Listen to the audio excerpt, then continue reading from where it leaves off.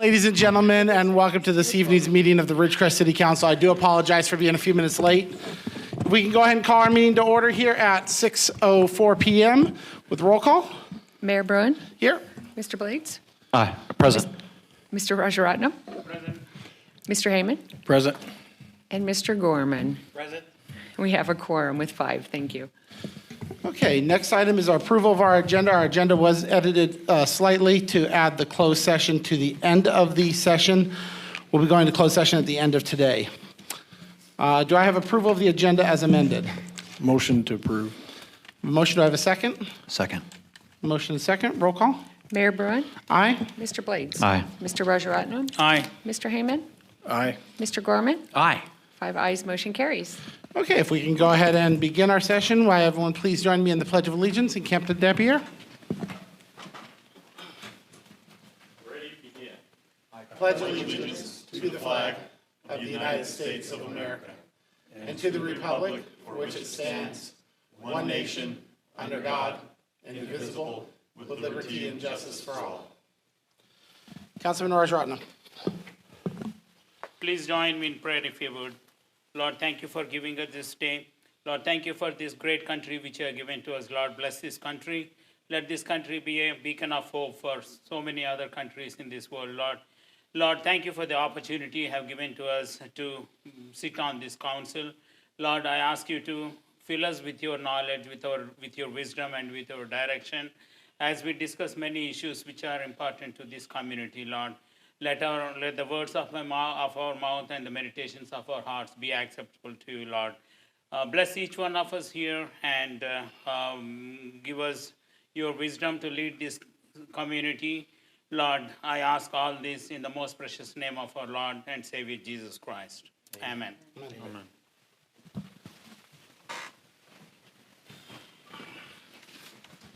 Okay, our first item is public comment on items not on the agenda. Persons wishing to address the council on matters that are within the council's jurisdiction and do not already appear on the agenda may do so at this time. Council will not respond to any public comments, but may provide direction to the staff to collect information. Pursuant to the Brown Act, the City Council may not act on any item that does not appear on this agenda. Speakers are limited to 5 minutes. The public comment section is limited to 1 hour, and each speaker is asked to provide his or her name. Is there any public comment from the floor?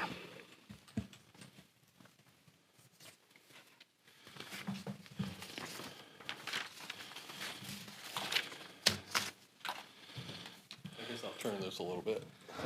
Thank you, sir. Okay. All right. I'm Tom Wicknick, and I'm here just to ask for some help. The City Council over the last year or so, you've made comments about sometimes the city should try and do things to help local businesses succeed in what they're trying to do. And I'm here to talk about that tonight. About 10 years ago, my wife and I started KZGN TV Ridgecrest, and everything went along real well.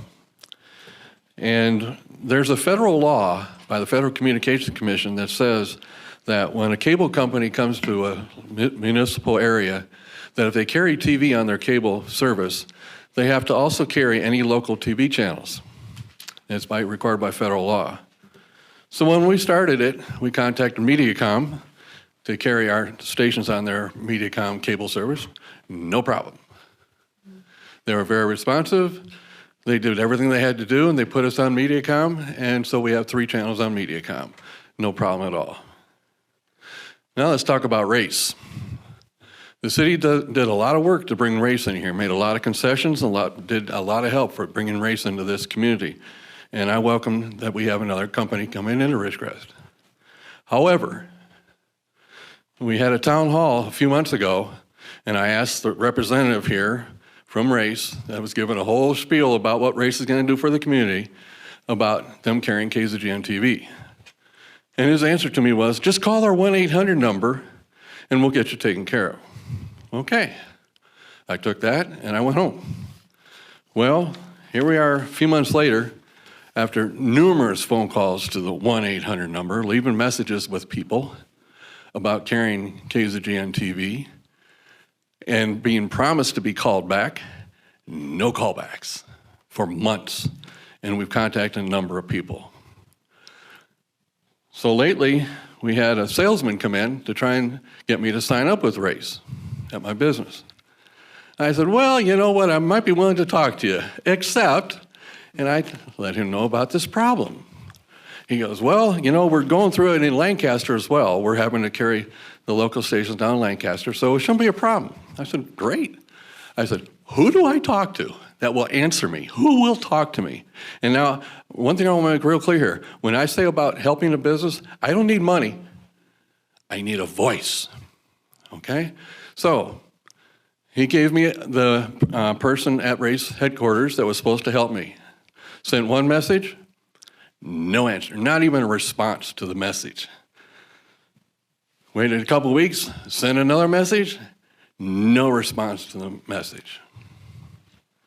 So we tried to find the corporate president, which was a little bit of a chore, but we did find out who he was. And I have their names in case anybody's knowing, but I think you already know who the names are. And sent him a message. Not even the decency of a reply that we'll look into it. Nothing. Nothing at all. You'd think they'd have the decency at least to contact me and say, okay, here's what we can do, here's what we got to do, here's what we can do. Nothing. So what I'm asking you for now, since you probably have a lot more input into Race than I do, apparently, even though I've tried everybody that I can think of, and left so many messages and no responses, that I would hope somebody in the city can maybe help me find out who to talk to and maybe even arrange a communication with this person, that I can finally find somebody with the authority in Race to help me get them to follow federal law from the Federal Communications Commission to carry our TV channel. That's all I want, is a voice. So if I could hear from somebody and get some help, I would appreciate it. Thank you. Thank you, sir. Is there any other public comment from the floor? Okay.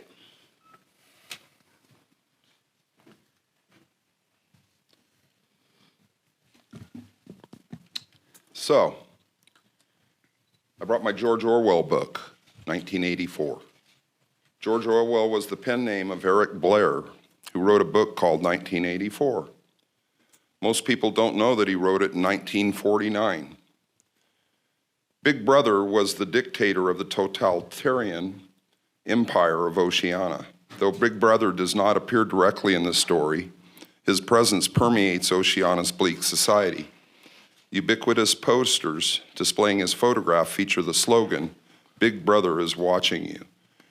Hidden devices in every room enabled his thought police to monitor the activities of all citizens. Oceania's constant, vicious wars, its propagandistic language called Newspeak, and its anti-sex league are the most blatant manifestations of his control. His public personality is a mixture of benevolence, charisma, brutal militarism, and insinuation. In a night on Balsam on February 10th, little did anyone know that 4,000 attendees were all being tracked in what's called a geofence using GPS location signals from their cell phones. The geofence data in this case was from the area around Balsam Street. The company that provided the data is called Placer AI. Councilman Blades calls Placer AI a stand-up company when he introduced them off the agenda on May 3rd. You can read about the meeting on Roadrunner 395, which includes the full transcript of the Placer AI non-agenda item. The event was billed as food, drinks, music, and a night downtown, and it delivered just that and much, much more. The city and Placer AI say that they don't know your names, but they don't need to know your names. You are a number, and they will know everything about you, including your personal information they mine from hundreds of apps and other sources, such as voter rolls, browsing history, your age, sex, sexual orientation, driving history, and on, including your visits to Pornhub. They don't call it data mining for nothing. We should thank the city of Ridgecrest for bringing Placer AI into focus. The company is based in Israel with employees in the US and Canada. The real work of engineering and programming is done in Israel. Today is the 50th anniversary of John F. Kennedy's visit to China Lake on June 7th, 1963. Why did he come to China Lake?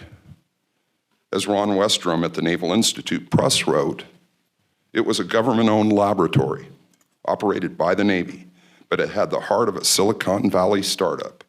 Under the tenacious leadership of Bill McLean, the lab was a hotbed of budding technical talent, leadership, and innovation. Creativity and an entrepreneurial spirit that defied the bureaucratic norms of the military acquisitions process defined the success of China Lake. Now you know why China Lake was called the Grand Experiment. China Lake was also known as the Secret City. In a speech to the New York Press Club, Kennedy said, "The very word secrecy is repugnant in a free and open society, and we as a people are inherently and historically opposed to secret societies, to secret oaths and secret proceedings. For we are opposed around the world by a monolithic and ruthless conspiracy that relies primarily on covert means for expanding its sphere of influence, on infiltration instead of invasion, on subversion instead of elections, on intimidation instead of free choice, on guerrillas by night instead of armies by day. It is a system which has conscripted vast human and material resources into the building of a tightly knit, highly efficient machine that combines military, diplomatic, intelligence, economic, scientific, and political operations. Nevertheless, every democracy recognizes the necessary restraints of national security. And the questions remain whether those restraints need to be more strictly observed if we are to oppose this kind of attack as well as outright invasion. The truth is coming out. Placer AI will be Big Brother's eye in the sky, tracking you everywhere you go, knowing who you are, where you sleep, and what you think. President Kennedy visited China Lake on June 7th, 1963. And less than 6 months later, democracy died on November 22nd, 1963. George Orwell wrote, "If you want a picture of the future, imagine a boot stomping on a human face forever. The future is now." And shame on all of you. Thank you, sir. Is there any other public comment from the floor? Seeing none, is there any public comment on the phones? Seeing none? Okay, we'll go ahead and close public comment.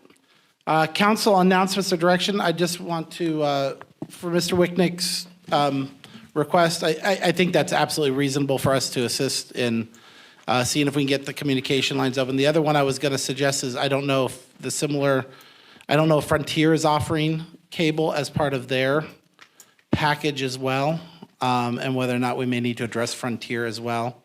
I'm going to leave that in your hands, City Manager. Is that okay? Okay, thank you, sir. Yeah, I think Travis, are you going to tackle that? I should be able to tap it. It shouldn't be a big deal. I'll reach out to our contact, make sure we can have the people to talk to and get a number that can be in contact. Okay, thank you, sir. Okay. Any other council announcements or direction? I think we'll get into council comments later. My only council announcement would be very simple, which is I just want to thank the more than 100 people who came out to support and to communicate our concerns to Judge Bradshaw last week. Thank you very much for doing that. I want to express my appreciation to the Kern County Board of Supervisors, Kern County DA Zimmerman, Sheriff Youngblood, Assemblyman Fong, Assemblyman Lackey, Senator Grove, Congressman McCarthy, and everyone else who sent in letters communicating the importance of China Lake as a national security site, also the importance of our community in maintaining our court system.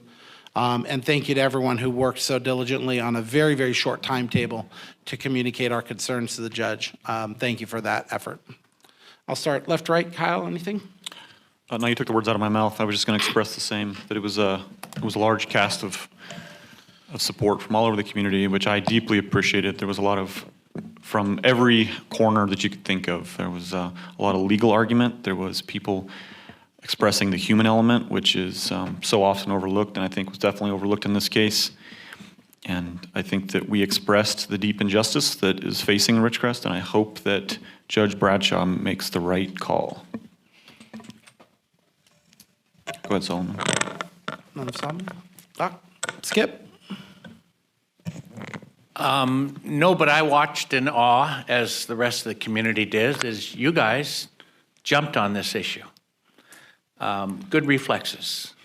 I was in awe. You did great. Congratulations.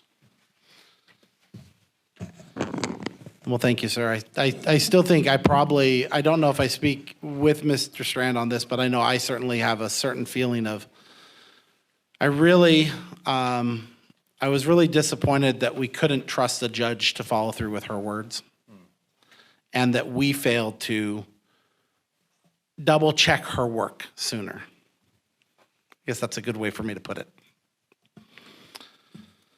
Okay, next item is our consent calendar.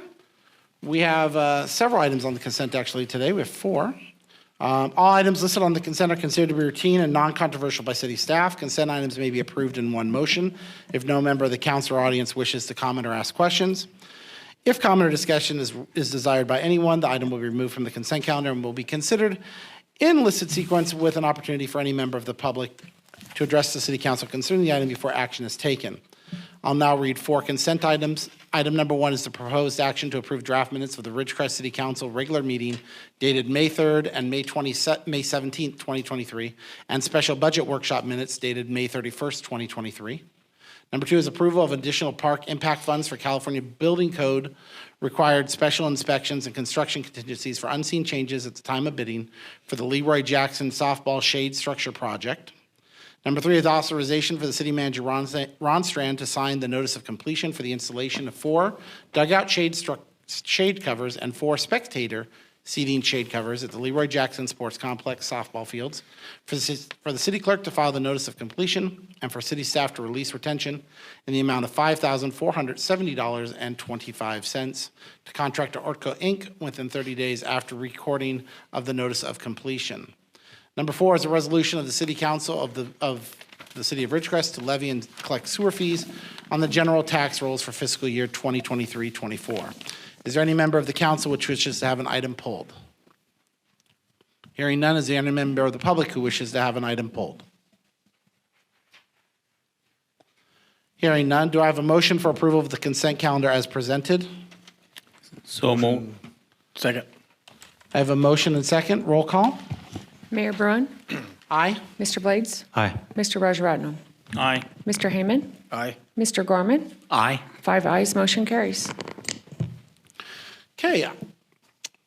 Thank you very much. Moving right along to item number 5. Item number 5 is the first of our discussion action items. Item number 5 is a resolution and public hearing of the City Council of the City of Ridgecrest, California, declaring its intent to levy and collect assessments within the Consolidated Landscaping and Lighting District, number 2012-1, review of the preliminary engineer's report, and authorization to finalize said report for fiscal year 2023-2024. We need to begin by opening the public hearing, and we will declare that open and begin our staff report. Good evening, council. So we are here to perpetuate the report. This is the same landscape and lighting district, 5 zones that we have done for the last 3 years. One thing of note on this is there is about an $8,000 contribution from the general fund for the Walmart zone because of the 4 parcels that were previously capped in year 2, I believe, of the assessment. And other than that, the most any zone went up is 3.5%, which is the max that can go up by law. The majority of them went up around 2.5 to 3, with majority just cost to cover a slight increase in landscape and maintenance. And with that, if there's any questions, I am open for them. Okay, we'll begin with any conversation from council. Any questions for staff? We'll go ahead and begin right to left. Mr. Gorman? Step way back. I'm new here. Is this come up before? Is it a repeating element? I believe you asked us questions about it last year.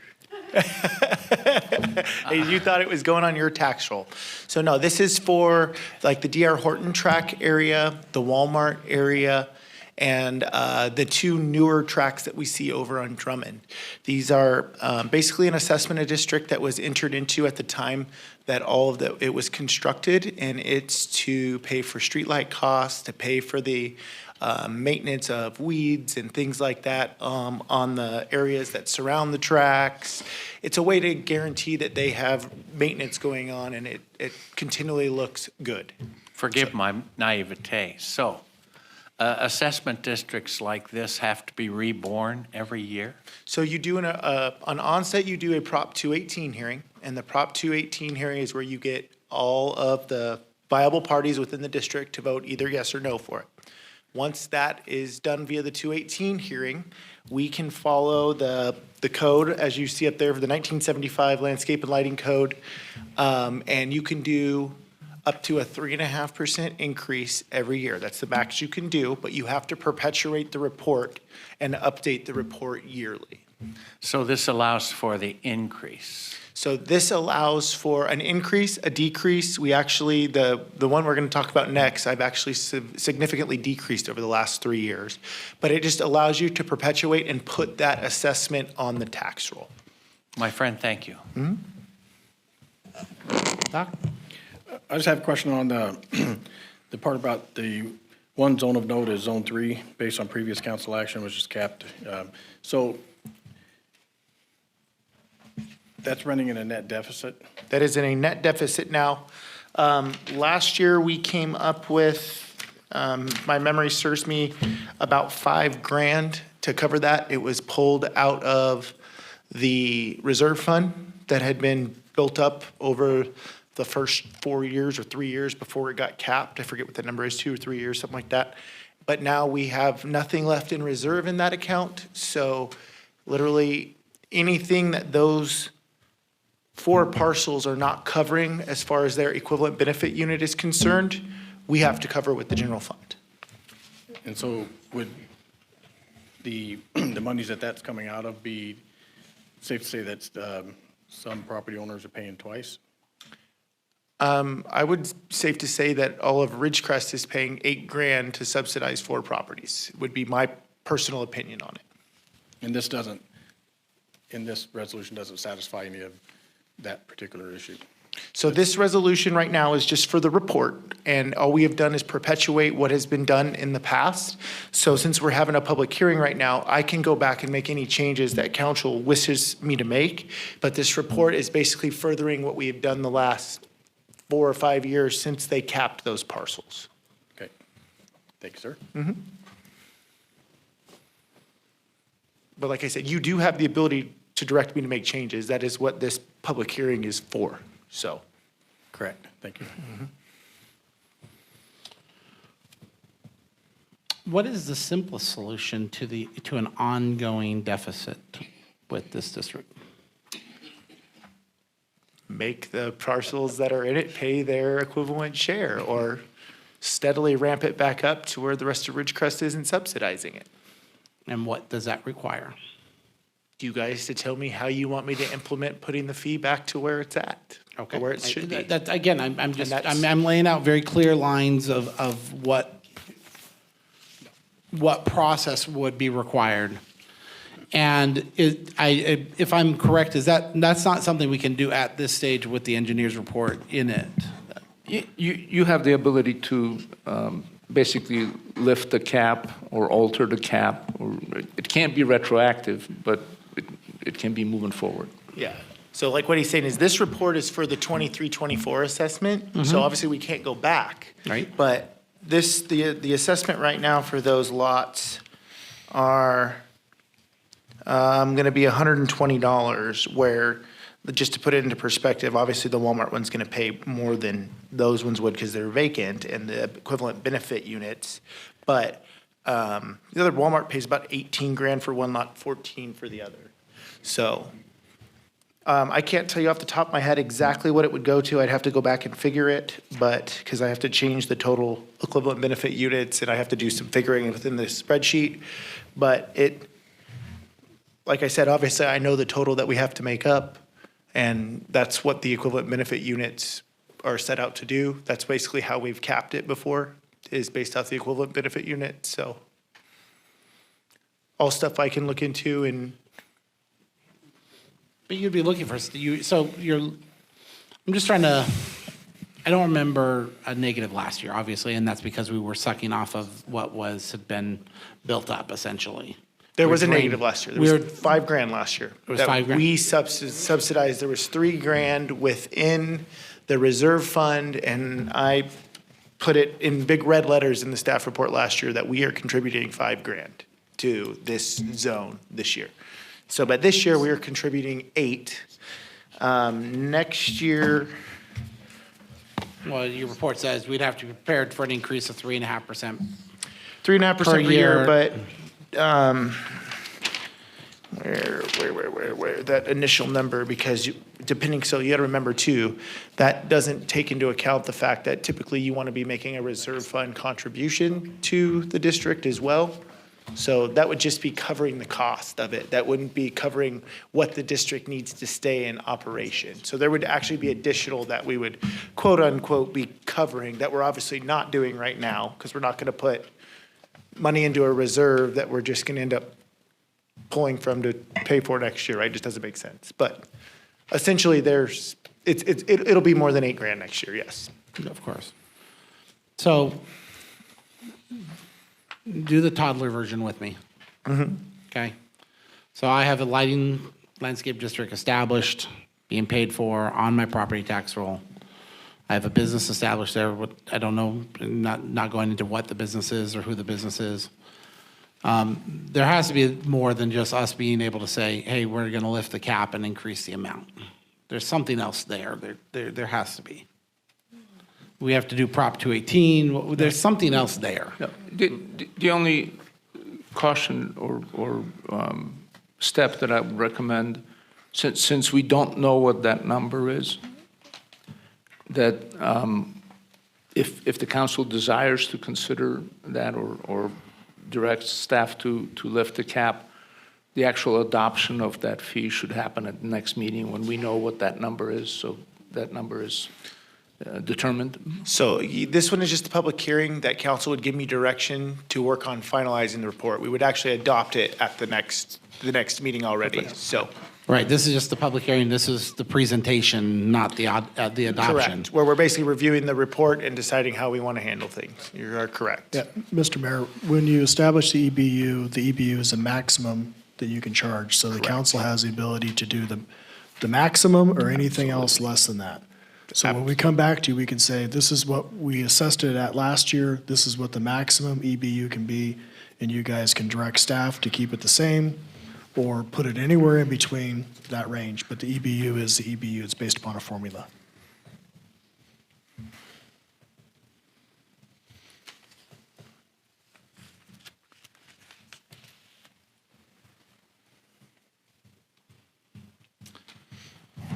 So bear with me. I'm asking these questions because I'm struggling a little bit with the understanding. So Zone 3, I understand essentially is Walmart.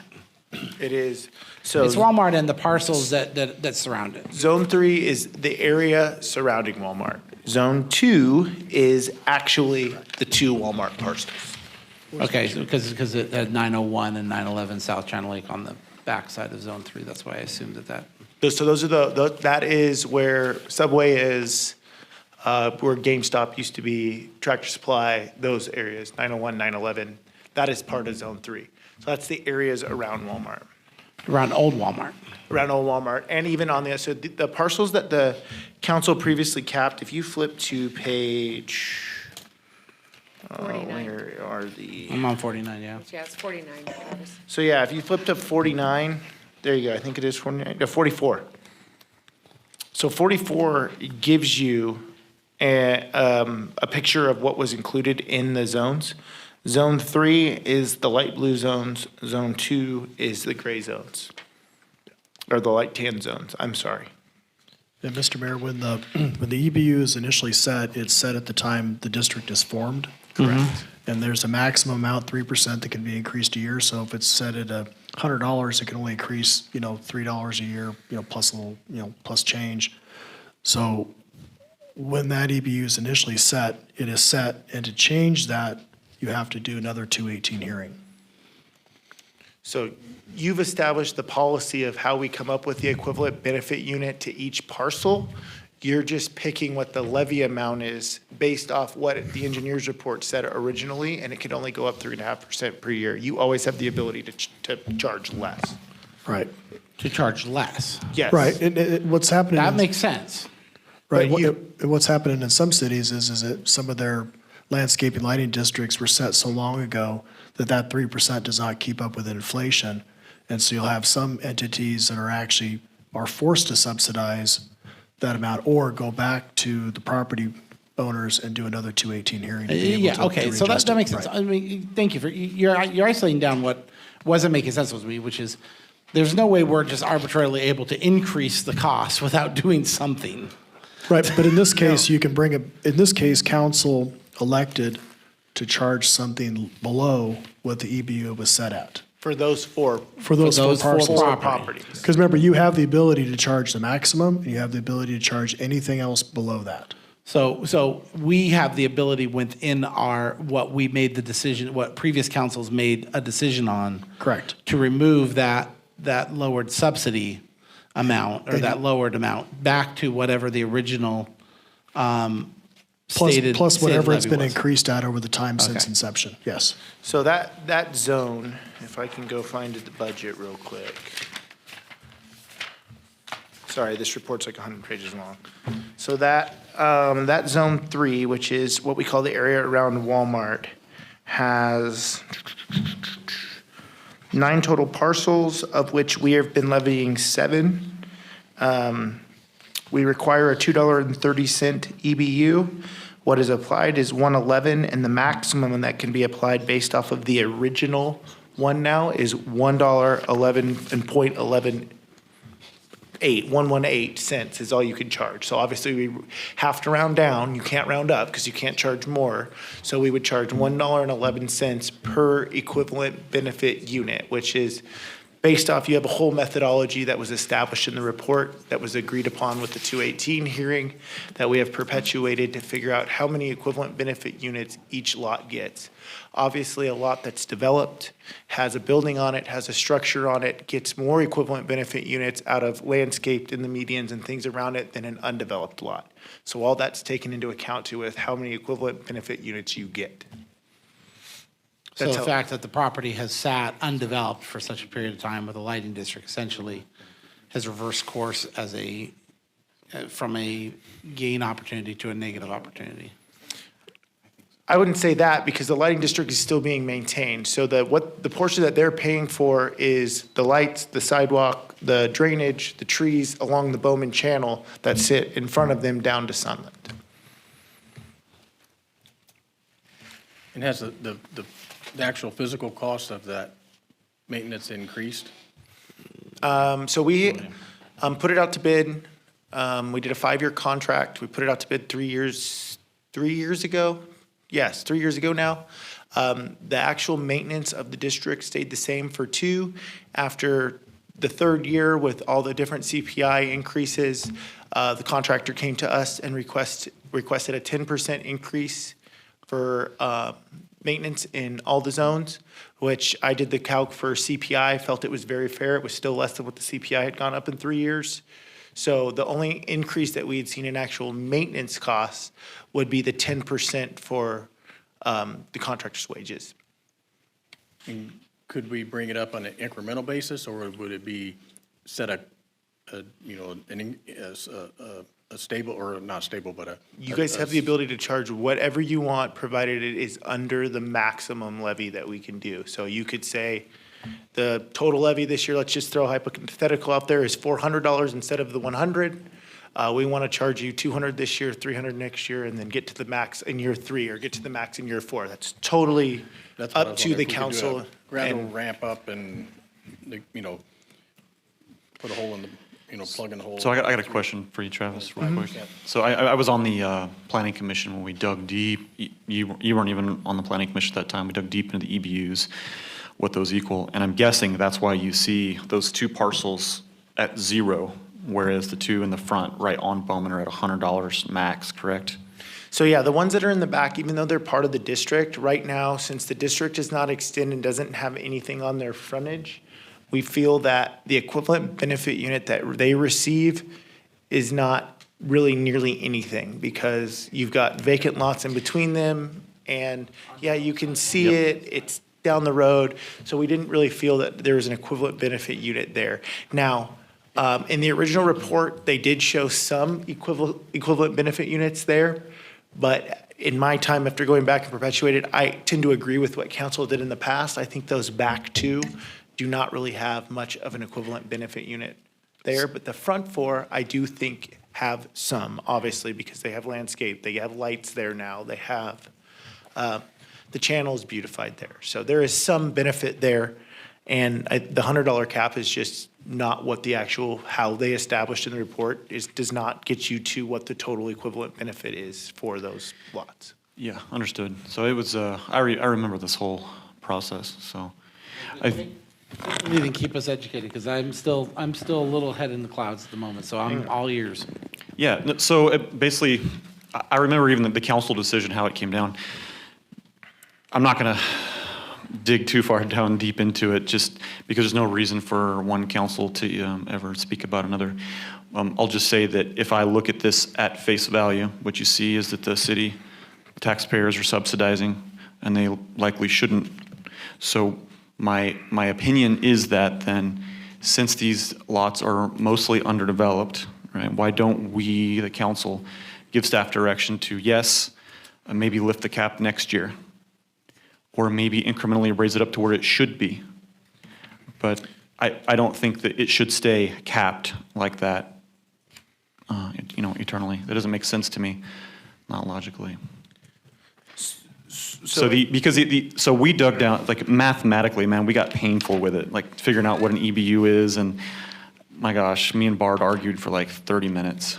So if you guys do want to understand a little bit more about the assessment methodology and how the equivalent benefit unit is calculated, basically pages 22 through 31. 22 through 31 speaks directly to an equivalent benefit unit, what an EBU is. And just like some in generals, which here would be, and this is just residential, not quite as much. This one's just easy to tell you. So you've got, if you've got all residential lots that are developed, it would be 1 EBU per residential lot, right? They're all developed, it's equal. Vacant lots are usually based on acreage off of how big a lot is, right? You get 0.5 units for undeveloped. 0.375 if it's undeveloped and doesn't have a median in front of it. So there's little things for how they do it and how they determine what an equivalent benefit unit is. And each zone is a little bit unique for how it's calculated based on what uses are within the zone. So, but it does give you a pretty good view, and I spent bunches of time making sure I understood this when we did the report the first time, and I was putting my name on it to make sure I could answer these questions. And it does do a pretty good job of describing what an equivalent benefit unit is and how you come up with that.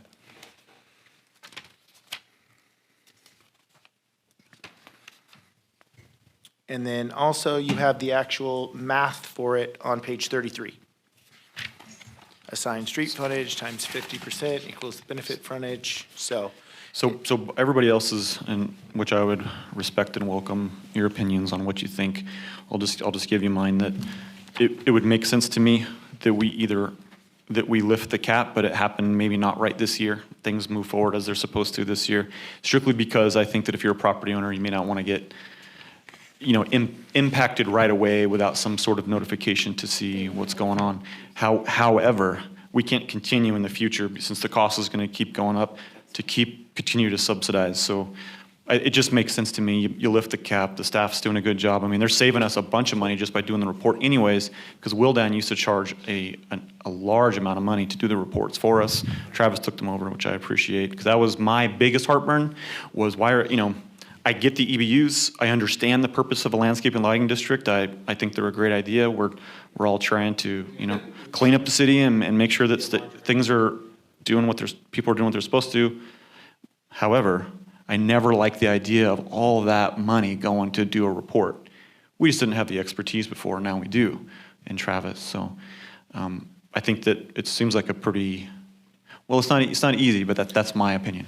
That's where I think we should go. So if I'm understanding, we're going to keep the cap for this year, and you guys want me to do the math and figure out an increment and write them a letter and says it's going to increase by a certain increment within the next I think we still have public years? comment to receive. Yeah, and yeah. So that's just my. We're not quite at direction yet. No, I was just making sure I'm understanding kind of what way we're moving. That's just my personal recommendation. Okay. And then public comment and the rest of the council. But that's what I would say. I mean, I tend to side, largely with your general opinion, which is, my first thought is, how did we not kind of narrow this down, that it was 5,000 last year and that was going to increase? I don't know. There's neither here nor there. Who cares? It's irrelevant at this stage. We're focused on a lot of different things. So the simple fact is that I think you're right. It's going to continue to grow in terms of its subsidizing, and we have to do something to correct it. I happen to agree with Mr. Blades that changing it at this stage seems sudden on the parcel owners. If we need to make changes, then let's give it enough room to breathe, to reach out and say, okay, we need to revisit this and have a plan of action that as this comes around next year, that these are the steps that we're going to take. And we can do that in both, I don't know if that's infrastructure or city org, where the committee can at least, bring a recommendation. We can have the room to let it breathe out and make the decision for next year's report. I tend to go that direction, so. You have any other comments, or before we draw on some public comment? So, Travis, the total maintenance cost is 90,729 approximately. So how much of that is collected by leaving this assessment? Wait. When you say the total is 90, are you talking about the total for all of it? Yeah, under the fiscal impact, you mentioned 90,729. Yes, so that is the total of all the districts. So that's the total that is Then place on the property tax. correct. So that is the total that will be placed on the property tax roll. Okay. And of that, you But can you said see, total annual maintenance cost to the district is 90,729, correct. which I understand that is the cost for maintaining that district. And placing money into the incidental funds, the CIP funds, the things like that, all those based on what we are trying to get to. I've looked at what the districts are, what they have to maintain, tried to come up with a number that I felt is where all the districts need to be, whether that's 30,000, 40,000, and at which time, once we've reached that number, obviously I'm gonna take that capital contribution off, their levy's gonna go down instead of going up. So it's just, that's the total cost for the district that we are coming up with in general. And then we have to subsidize, obviously, the remainder. And you'll see, that's why that 8,000 in parentheses is there. Okay, now I understand. Just as a reminder, each one of those zones is separate. Correct. And then Correct. that total amount you're seeing is all the zones together. So even though Zone A may have a surplus that goes into reserve, if Zone C is in the negative, we can't go to Zone A to make up for Zone C. Correct. Even though they're stored in one account within the district budget. They're subdivided by We district. have a separate spreadsheet for all of them, so we know how much is in each reserve fund. So like City Manager Strand said, Zone 3 cannot cover a fee in Zone 2. Zone 1 and Zone 2 and Zone 3 are completely separate and isolated. So We just this- store them in go one ahead, fund. Sorry.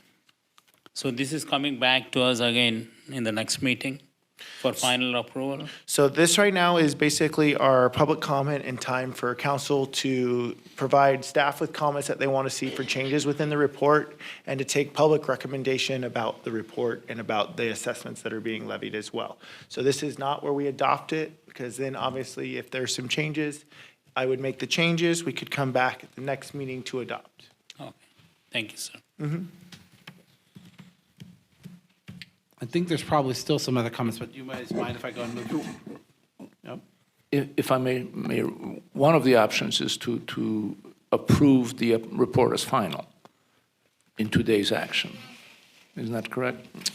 I thought we had to have another hearing. It has to come back to another meeting. So you've got the initiation meeting, you've got the public hearing, and after the public hearing, I have to be able to finalize the report. Everything's still a draft, and then they adopt. So, at least that's how we've done it the past 3 years. Doesn't mean that's necessarily right. I think it is. That's how all the other cities do it, though, so. Are you guys, is council comfortable with me going and bringing in any other council comments before we get public comment? No? Okay. Is there any public comment from the floor? Okay, see none. Is there any public comment on the phones? Okay, we'll bring it back to council for direction. I'll say my piece. My piece is just, I guess I honestly am feeling kind of stupid up here, to be brutally honest, that I missed the fact that we were already in a negative last year and that it perpetuated on without us giving staff direction. Well, I don't think you should. I don't think you should. That's It not was just personally the discussion. We glanced across the top of it, but we were trying to always just give a little bit of respect to the past councils, and here we are with a full council, and there's no reason why we can't make different decisions now. And I remember having the conversation, and there's no reason why it's. Yeah, I remember having the public hearing, but I guess not letting that, the fact that we have the option to go back and alter the course of the assessment. I will say that I was working under the interpretation that those lighting districts are probably set at the time as part of either an economic decision or part of a structural development decision, that not wait, council can come back and say, well, it's not working out exactly at the right price, and go back and redo it. Because that's not naturally how I would think. So I'm not going to naturally go that direction. That's why I said, I mean, neither here nor there. My personal opinion is, I know that there's a huge amount of effort that's been put in. I agree with the fact that we've saved a ton of money by having Travis put this much amount of work in it. I think it needs time to breathe. My personal recommendation would be to go forward with the report with the amount that we have to subsidize for this fiscal year, with staff direction to provide a directional solution through committee for next year's lighting district to ensure that we're not subsidizing either as much, or if what our options are to minimize the subsidization. That also gives us the ability to have a letter to the actual property owners that could go Of through course. committee for what we wanted to say, notifying them too. So That'd be good. Yeah, that way it's not a blind side. that's just my opinion. I'd love to hear other council thought processes. I agree with that. That sounds reasonable. I'll just add, I don't look at it as a big thing. I look at it as something that we should be doing, and this is being brought to our attention at an appropriate time, that we don't let it continue down that path. And so I think we're on track. So I'm okay with if we put off an actual fee amount until the following year. But also, I think looking back, those properties were put at that fee level because of the fact that they were kind of in the background and not really requiring that much landscaping. So the fee increases, I think it should be clear to everybody that we're not looking at raising them substantially, but addressing the slight deficit that they're at, because increases of, costs have increased just a little bit. So we need to bring them up a little bit and stop the net deficit. So I think I'm good with the direction I think we're heading. Okay, Skip? Solomon? Done commenting. Why did we subsidize to start with? Is it like an incentive given to them? So if I remember right, when the original district came out, and I went back and watched all these meetings repeatedly 3 years ago, the first time I did this, and realized I was taking it on. I believe the actual property owners were looking to sell and did not feel that they could afford the amount that this assessment was initially. So council felt with the fact that they are undeveloped and that Walmart was just coming in and we didn't know exactly what maintenance costs were going to be, I believe that they capped them at the $100 so that they were still contributing something to the maintenance district, but there was not a, what they would call the equivalent benefit, what was the equal share, because theirs was vacant. And that was and I'm summarizing obviously, but that was kind of the gist that I got from listening to the meeting, that this was new, we didn't know what maintenance was gonna cost, this was a guess, but now we know what maintenance costs. Do you know what year it was that they put that cap in? I think it was 18. I actually have it capped. I'm just curious, because I'd I like to think go it back was, and it was just either, review it was 17 or 18. Just for the sake of, so When it did would have been June, District 3 June 17 or June 18, one of the two. Yeah, I need to go Ballpark. back, That's I fine. need to go back and look at when was Zone 3? 17, 18 was when Zone 3 was the base year, so I believe it was 18, 19 is when they capped it. Okay. Because it was after they got their first assessment and they saw the amount that they came in and complained the next year. We all don't want to admit how much our world has changed since 2018. The COVID, Okay. man. COVID and more than COVID, but Yeah. 2018. Okay, I'm sorry I interrupted you. Are you sure? Thank you. Yeah. I apologize, I just wanted to know what year so I can go back and look at it. I Do you have an opinion, Councilman, on this year, or having them go back and change the report for this year or for next year? I think probably we should do it next year. I mean, if you do it this year without giving them notice, so that would probably doesn't look nice, in my opinion, so. Okay. Then I would say, I believe that there's a council consensus that we will be accepting whatever the offset is for this year, with staff direction to bring a proposal to, I believe it would be, is it going to be infrastructure? It was infrastructure last time, but Yeah, if you guys want to put it somewhere else, that's okay. No, I think if Because it's- I could see it being on infrastructure, I could see it being city org, I could even see it being the finance committee. I could see it being any three of those. So I guess, Travis, what do you think? What committee best serves the purpose? Since Planning Commission was involved at the beginning of this, and we have a pretty good finance guy on infrastructure and somebody who's been involved with it from the onset, and I already attend infrastructure, I would prefer that one. But I will do whichever one you No, I guys think, want. I think infrastructure's fine with Infrastructure. direction, with direction to the infrastructure committee to work with Public Works Department, Public Works Director to create a proposal for changes to the assessment for fiscal year 24, 25. And I can just put a note that when we bring this back next year for the actual initialization meeting, we can talk about the proposal at that initialization meeting as well, so you'll actually know. Well, I would Unless you think, want it I before think we that. need to do it sooner than the initialization meeting, because I think, I would probably say by the close of this calendar year, maybe first month into calendar year 24.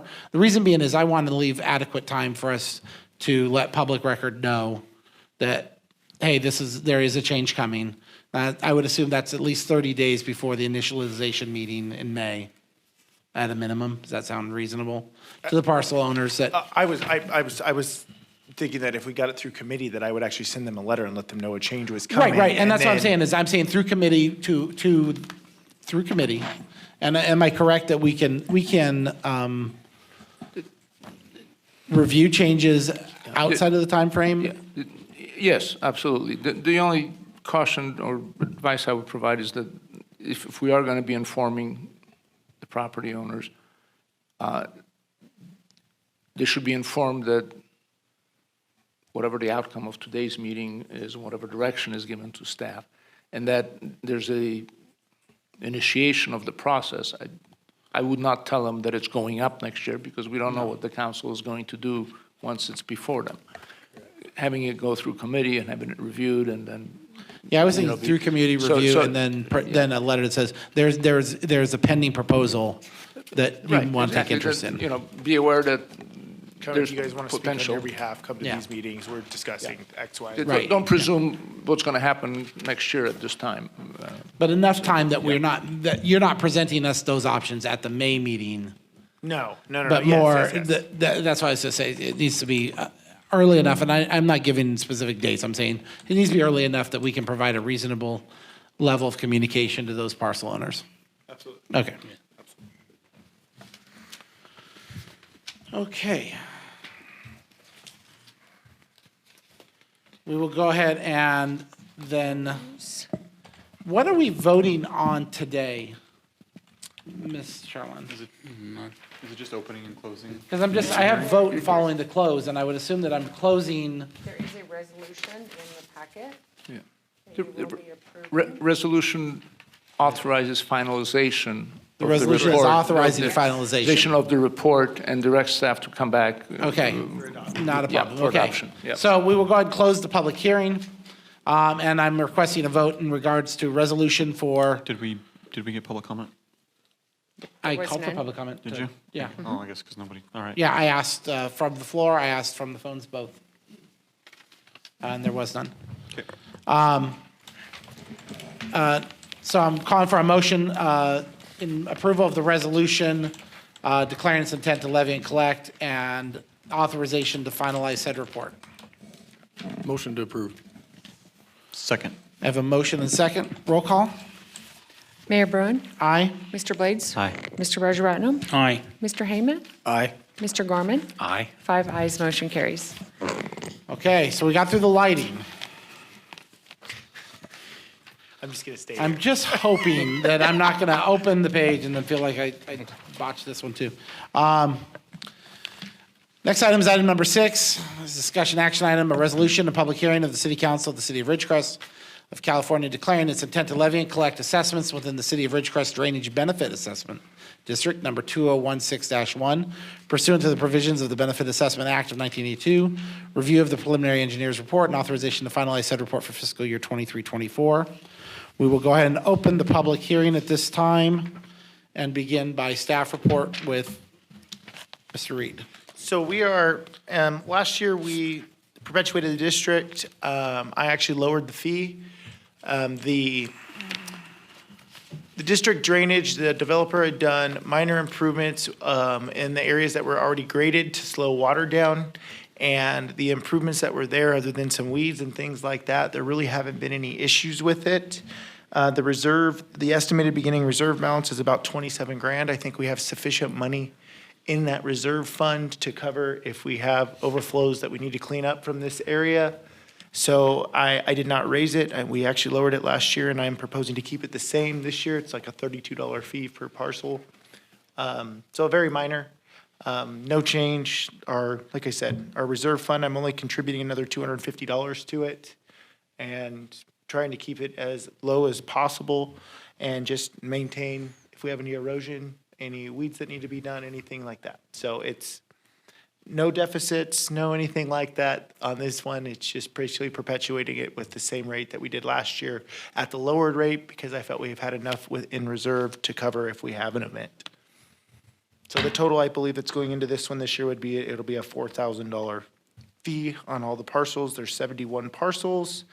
And of those 71, we can actually levy up to $110 per EBU, and we're levying 32. So we're about 2/3 less than what the total is, what the maximum is, I'm sorry.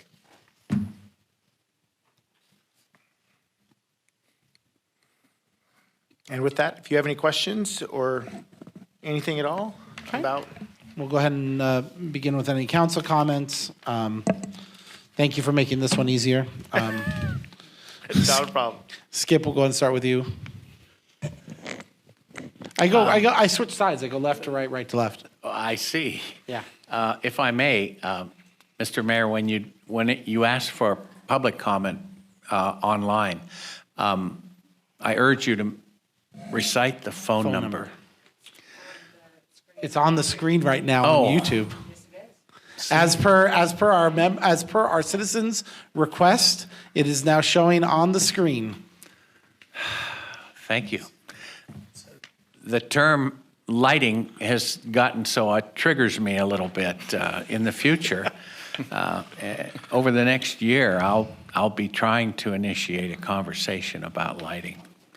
But no, I've got no questions. I understand a little bit about gravity and lighting. Apparently, at this stage, I can't do a darn thing about either one. I just have one. Says that the deadline for submission to the county tax rolls is July 8th, 2022. Is I that- probably missed a 22 to a 23 that I had to update. Yeah, the assessment roll, I missed this one, Yeah, it's 21, the 22. last sentence. Yeah, it needs to be flipped. You see, I got 23, 24, 22, so there's a couple more that's why it's a I figure we're draft. either late or it's a It's a typo. draft, it's a draft. I have to go through it. That's all I have. I will make sure I go through the dates with a fine tooth comb. I'm sure there was a couple I missed within it. I have no other comments. Councilman? Yeah, two dates caught my attention. Second paragraph, you said at the July 1st meeting, so we are not meeting on July 1st. I think it should be Second paragraph. June 21st, probably. On which In your page? presentation, On the staff report, third line from the bottom above, at the July 1st meeting, staff will request the adoption on the staff report. Is it before the staff report? On the staff report. I know. I'm trying to figure out where, oh, there's my staff report. The May 17th, 2023. No, the second Second paragraph, paragraph, yes. third line from the bottom. As long as the resolution language is accurate, yeah, it doesn't show correcting in the staff resolution. report is, But still, I mean, it's a mistake, so.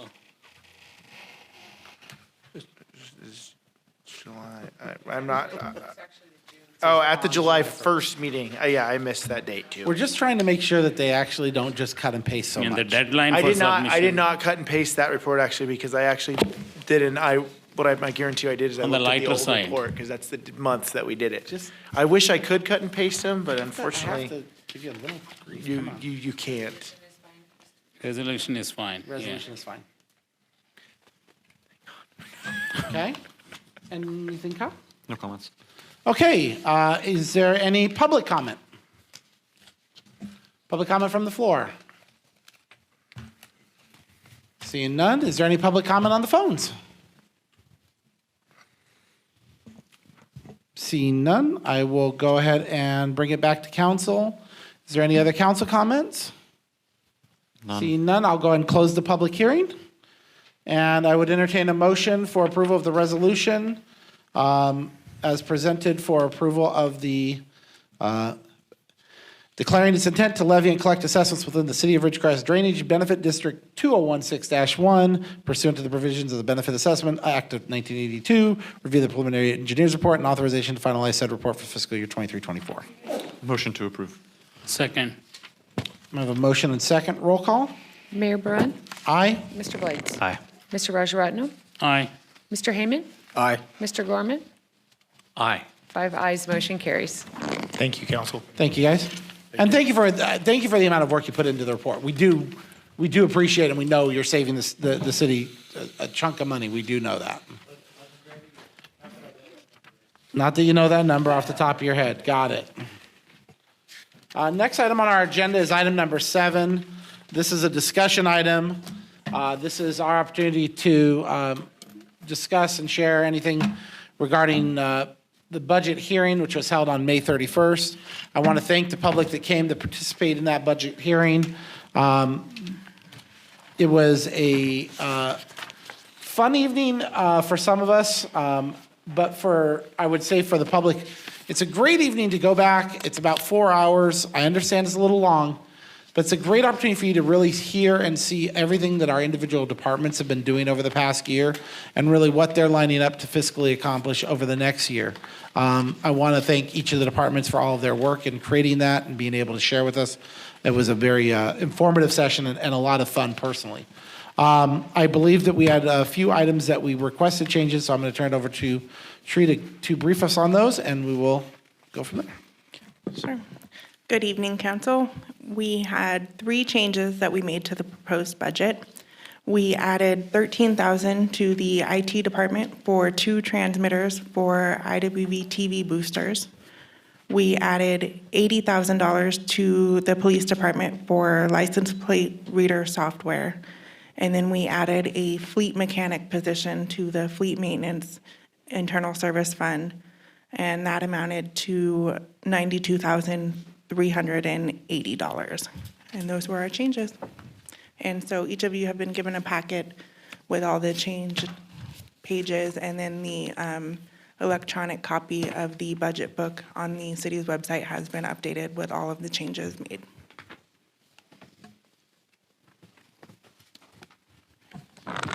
Well, let me first thank you for working with council on the items that came up. I think each of those are important. I think Mr. Reed probably was the most sneaky with getting his in there, but that's okay. We appreciate it. And Danny, we know he needs some help, and we're really excited to see him get some. No, you're done. And I think that the other one that really came out of that discussion that I'm really excited to see is the flock and the license plate reader software. I think that was a great discussion, and thank you, Councilman Blades, for bringing that to our attention in the conversation. That was certainly helpful. Since this is discussion and we already went through 4 hours of this up here with the 5 of us, I'm not going to drag it along. I would like to hear if there's any other council comments or concerns, and then I will allow for any public comment before we move forward from this discussion item. Mr. Gorman. To those watching, this was my first budget exercise. Nobody was counting, but I think it was 5.5 hours. No, it was 5 hours. I thought it was 4.5, but okay. Seemed a bit longer. 4.5. That's okay. It was brilliant. It was illuminating. Again, I'm easily impressed, obviously. I was impressed with everybody's offering, all the different departments, how they set it up, how well they knew what they were doing.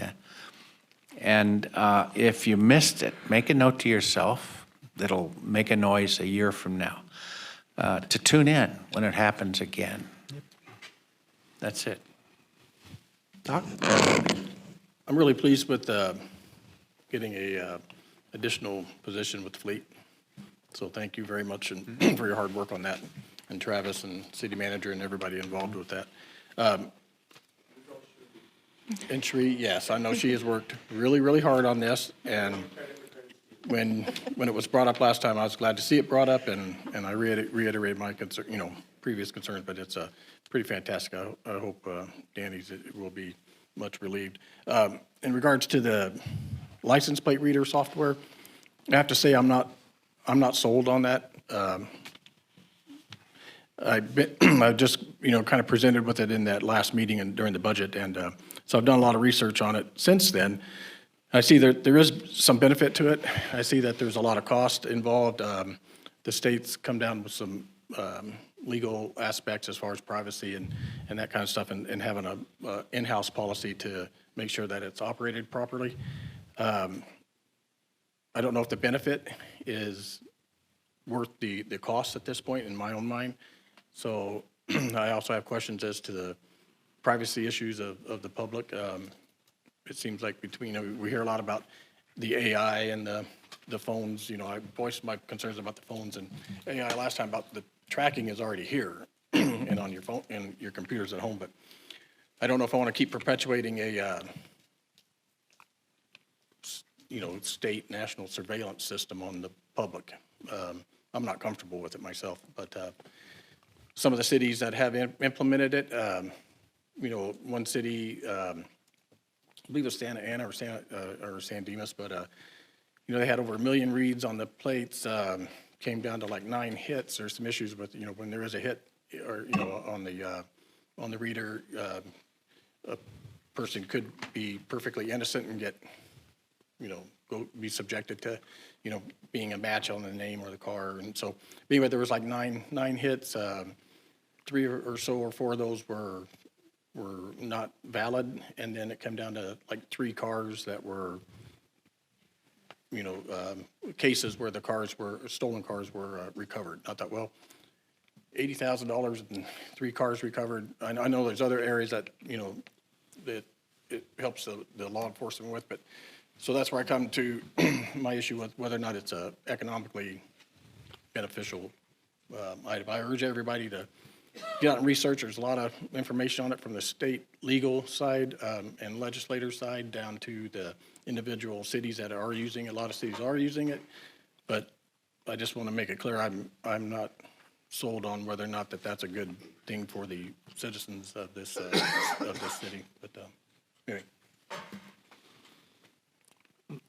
Thank you for your comments. Is it something that you would like to have? I mean, just to be clear, if you are requesting it to be brought back and have a greater discussion, this would be the time to say that. I'm just wanting to be clear if that's. I think it would be a valid thing to have it brought back and have a discussion on it. And versus adding it into the budget right now. Do you understand? That's why I'm just making sure that I want to give your concerns adequate voice. I think it would be a valid thing to do. I think the public, to me, it almost seems like this is an issue that the public might want to have knowledge of occurring. So if I remember right, in the last meeting, we didn't suggest that it just get added. We actually directed the staff to come with a plan before the money was expended in that direction. And they were going to come back to City org. City org. Okay. So although the budget allocation is made, nothing has been formally approved yet. Okay, and we'll be hearing more about it at this Yeah, council. yeah. We directed the PD to come back with a plan, show us what it looks like, show the community buy-in, show us that what an actual what it looks like deployed. That way we could fully vet out what a plan, what it actually looks like, what it does, what it doesn't do, how other cities are using it, things like that. Does that help you feel more comfortable in approving the budget as it moves forward? Because we were giving staff direction to bring the budget for finalization. No, I'm good with. I just want to make sure that you're Yeah. comfortable. Okay. No, I would be fine with that. As long as Yeah, we're gonna be not the discussing- commitment that it will come back before council for more formal discussion. Yeah. Okay? I have no other comments. Councilman Rajaratnam? Sherry, can you quickly go over where these amounts are added, if you don't mind? The 13,000 TV boosters, that is in IT department, right? Correct. Okay, so that's under capital expenditure? Yes. So if you look in your handout on, Page 40. Page 28. so it would be, page 28. It's under the capital. So the previous amount was 75,000 and now it is 88,000. Oh,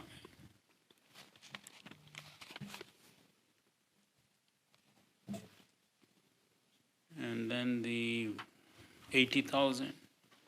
So then the 80,000, you'll see that on page 32. And that's under the expenditures, under services. The previous amount was 547,550, and the new amount is 627,550. Got it, thank you.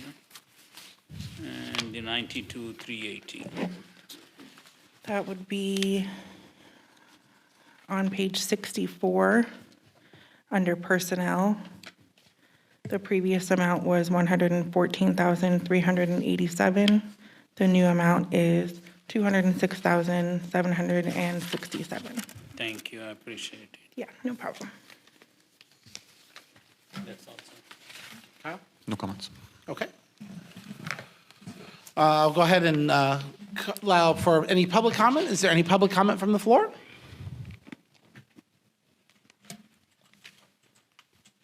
I appreciate to be able to talk about this. The license plate readers bother me. And when you talk about cost, it's not just the cost of the software or the hardware, it's the cost to deploy it, the staff time, and the cost of making it less desirable to come to Ridgecrest. When people realize that they're being monitored or surveilled, and the same holds true with Placer AI and the GPS tracking. Yeah, we can leave our phones at home if we don't want that. You know, we can't hide our license plate, but you know, just this is ridiculous. All of this, you know, we've got to have all this fancy gadgets and cameras, and you know, this town used to have a 2-car, I think, police department. Hi. I hope you send me a copy sometime. I need something for a dating site, right? You know, when I was in high school here, I can't even remember exactly where it was. I think it was over by the USO, the police department, and I did some ride-alongs, and we slept at the intersection of China Lake and Boulevard. I mean, we took a nap in the patrol car, not literally, but there was nothing. And I don't know what happened in the 30 years that I went to Phoenix and then came back, but now we've got 16 brand new cruisers, a Bearcat. We're loaded with 32 now. I don't know how you, and I got to give Ron Strand a lot of credit, because you had 17, as far as I know, 17 full-time officers. You were down that low, and then you got it back to 32 in a matter of, you know, less than a year. So last time I remember you talking about the police department, you were telling us how hard it was going to be to get people in the pipeline because nobody wants to live here. And some of these police officers are driving in from Inyo. But that's getting off the point. The point is, I don't think you need this stuff. You don't need an economic development report showing you the demographics. I'm sure it'd come in real handy for voting, counting votes, which I know we love to do, don't we, Mayor? But this is not going to create a welcoming environment, and that's one of the biggest issues I think Ridgecrest has. It's just not welcoming. It's cliquish. It's got a very strong police force. Don't want to mess up here. So, you know, when you drive into town, you don't want to get a ticket for holding your phone. But it's not a welcoming town. And I don't like the idea of being monitored by a company like Placer AI. Not good. Thank you, sir. Any other public comment from the floor? Thank you, sir.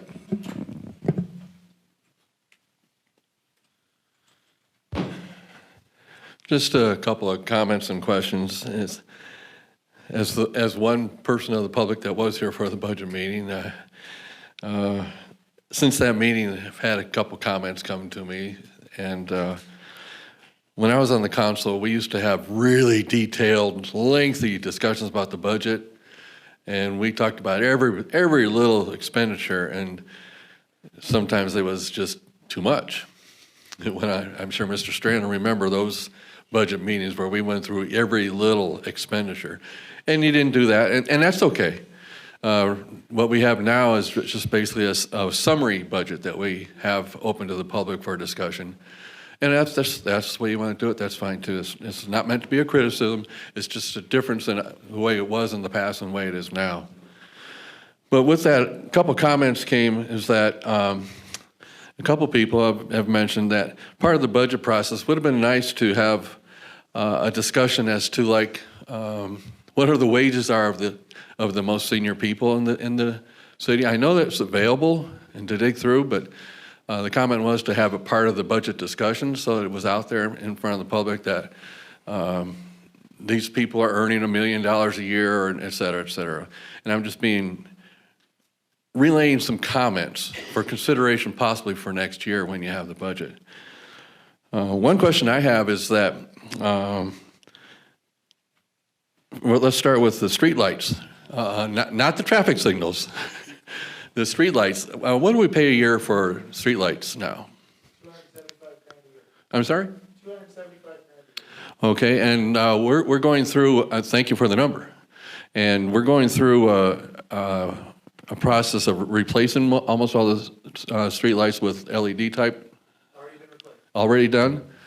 What kind of savings have we acknowledged by that part? Just curious. So the savings per streetlight is roughly on the magnitude of about 45 cents a month. But that has not been recognized all the way through yet because SCE, Travis, if you're going to talk, you need to come up to the microphone. Thank you, Travis. So we budgeted this year for streetlights about $275,000. Last year it was $260,000. The realized revenue, the way SCE does it, because we're part of the Option E, which is still a pilot program, you pay for the full cost of a sodium vapor, and then you get credits back per streetlight. My guess would be it's about 30 cents a month, 40 cents a month, maybe. Savings or? A savings because of Savings, the okay. LEDs, yes. All right. And have we done the city-owned lights as well as the SCE-owned streetlights as well? So the city-owned lights, the only city-owned lights we have are on Balsam and that are on Ridgecrest Boulevard. The Ridgecrest Boulevard ones are already LEDs. The one on Balsams are an HID hybrid that we are currently looking at doing a project for some beautification that City Manager Strand's working on for lights up there that they will get changed. Okay. All right, very good. Different subject.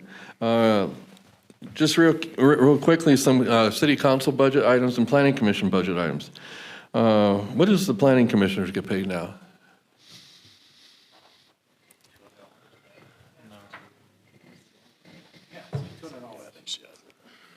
What's that? I think it's $200 a month for planning commission. I can pay. Yeah, 200 a month. 200? And the city council gets paid how much per month? 773, 774, I believe. Okay, and does that include any kind of medical or PERS deductions or anything like that, or anything? Just taxes taken out of it? Yeah, medical is up to the individual. The council member can opt into our medical if they so choose, but that's up to the individual council member. Okay, and if they don't opt into it, do they get some kind of financial benefit for that? If they opt out? If they opt out? Not if you opt out. No, so there's no financial benefit to opt out then? But if you opted in, There's a cafeteria, but it's, you have to be in, not out. okay, Be in the plan and then either electing to not select one of the coverages in the case of primarily health insurance. okay. And what's, That, I think is, I don't know what the number is. Yeah, I don't have those numbers in front of me, I'm sorry, and they Okay. change every year, so. all right. And then what's the travel budget for the council? You guys all tell me. Yeah, you missed. I didn't know. Yeah, but I mean, he's probably asking, is there a budget? So Yeah, is there a line item for travel? Yes. I just wondered what that number was. I'd have to get to the budget book. Yeah, it's going to be 7,000, the same as it's been, probably going all the way back to your time on council, Tom. Okay. All right. Very good. And been watching the videos that you put out from time to time, which I think are sometimes are very informative. How much do we pay for all those videos to be done? I do believe last time during the meeting you asked this question, and the answer is the same. Some are done by staff, and others we contract out. Okay. But primarily, most of them are done by staff on staff time. Okay, on the contracted out part, is that, do you have a line item number that you use for that? Yeah, I believe we have budgeted $30,000 for next year. Okay. And is that contract a recurring contract that's put out to bid for other people to bid on? It's an annual contract, and it's a services contract. Okay, well, Is it put out to bid? No. Do we look locally for people to do that? Yes, we do. okay, so If there was a time when somebody, because I've heard from another company that does videos, and when would they try and want to offer a bid if they had the opportunity to do so? And it's not me. Well, first of all, I'm not soliciting bids. But secondly, if they're interested in doing business with the city, they can easily reach out to me and contact me. Okay, all right. And then the final thing I'd like to, just as a suggestion would be, is that on these videos, why don't you take turns? Let all of you get into a video from time to time. I know once in a while you get in there, but the rest of you, jump in there and get involved in these videos and let the people see all 5 of you. I don't think nobody's shunned. Pardon me? Hey, you want to do a video, knock yourself out. I don't want to run from my office to do them. I'm just encouraging the rest of you to get involved in it, okay? And that's it. Thank you. Thank you, sir. That's okay. That's okay. It was perfectly fair discussion. Any other public comment from the floor? Is there any public comment on the phones? Okay, we'll bring it back to council. Is there any other council concerns or discussions? Nothing further. No? Okay. Okay, thank you very much, Sheree. Do you require any kind of action? No, I think there would have been action if we wanted one of these items pulled off, because the Changed, budget pulled. is formally, will be at the next meeting for formal approval, correct? Correct. Yeah. Sounds good. Thanks. Thank you. Thank you, Sheree. Okay, next item is item number 8. Item number 8 is a second reading and adoption of ordinance 2302, an ordinance of the Ridgecrest City Council amending the zoning map, zone change ZC 2201 of the city of Ridgecrest and adopting a mitigated negative declaration. Ms. Spurlock.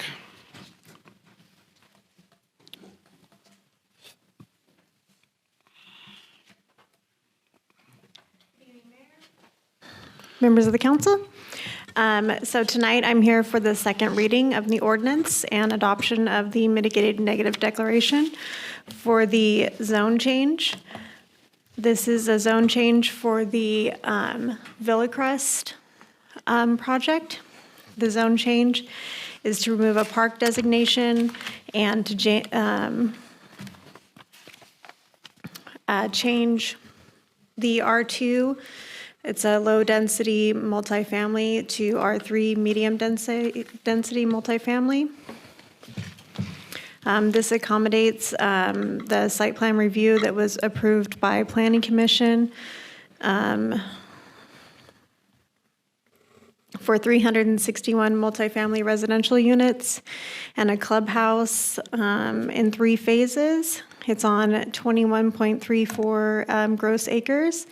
And the project's located on the east side of Down Street, next to Raider Avenue, and extending all the way to the Bowman Wash. This has already been, like I said, to Planning Commission. It went to Planning Commission back in April, I believe. And then it came to City Council for the first reading and zone change. And the general plan amendment in May, and so this is the second reading. Our consultant is on the phone, that's Ahsoka, and then also, if there's any additional questions, also the applicant, and some of his consultants are on the line as well. Any questions? Thank you. I think we hashed most of this stuff out in a fairly good discussion at the last meeting. I don't have any further questions. I'll go ahead and go left to right. And Mr. Blades, do you have anything? No further questions. Just I think I expressed my distaste for the change last time. I'm just expressing it again. I don't like the idea of it.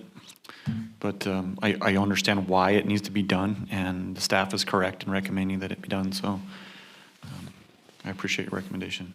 Thank you. Good. Nope, okay. Hearing that, we'll actually ask if there's any public comment. Public comment from the floor? Seeing none, is there any public comment on the phones? Seeing none, I'll bring it back. Hearing no other comments, do I have a motion to waive reading in full? Ordinance 2302, an ordinance of the Ridgecrest City Council amending the zoning map, zone change ZC 2201 of the city of Ridgecrest. Motion to approve. I have a motion. Do I have a second? Second. I have a motion and second. Roll call. Mayor Bruin, Aye. Mr. Blades, Aye.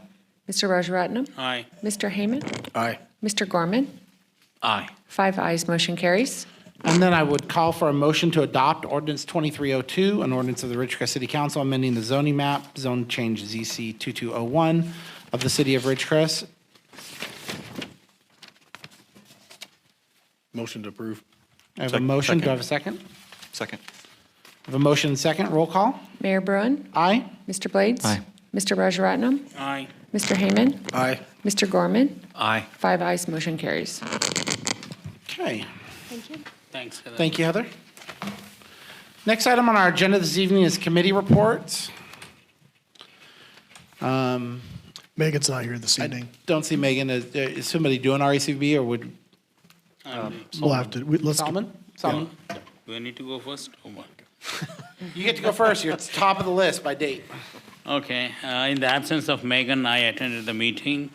So in the financial report, the chair of the finance committee reported that the cash flow was stable, and he also stated that more attention will be given to long-term projections going forward. And in the director's report, Kerry said that A Night on Balsam 2 was a gigantic hit with increase in food vendors, wineries, and attendees. She also reported that area filming during the month of April was down, which can be attributed to the Writers Guild of America strike.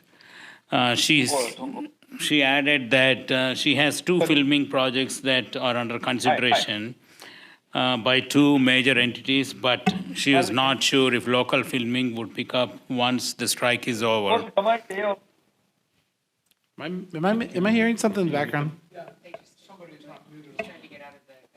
Oh, okay. Sorry. Sorry, go ahead, sir. And Kerry told the board that she has submitted the RTID plan to city, which in turn was submitted to our city attorney. I think you guys know that. So she added that she does not anticipate any issues and feels the document is solid.